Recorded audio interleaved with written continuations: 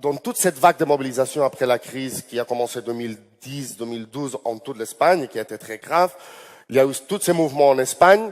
qui a pris la forme, une partie de ce mouvement comme Podemos, qui a défendu, surtout au principe, au début, mais non plus maintenant, la nécessité, le besoin d'ouvrir un processus constituant en Espagne, alors une nouvelle constitution décidée par les gens, et a réussi à avoir 26, lui et les petits partis régionalistes qui étaient d'accord avec cette idée, dans le Parlement espagnol, aux élections de 2016, si je ne me trompe pas, non, décembre 2016,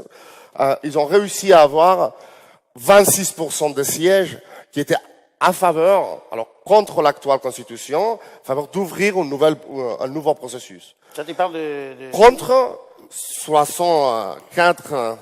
74% formé par cette espèce de bloc conservateur défendeur de status quo,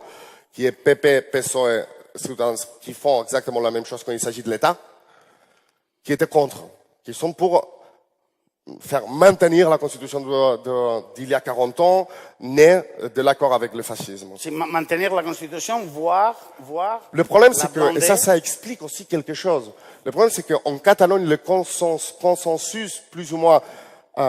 explicite dans les campagnes électorales et dans les programmes électoraux des partis politiques ont donné comme résultat aux élections d'il y a 2 ans que 60% des sièges au Parlement de la Catalogne étaient d'accord à effacer à laisser en arrière la constitution espagnole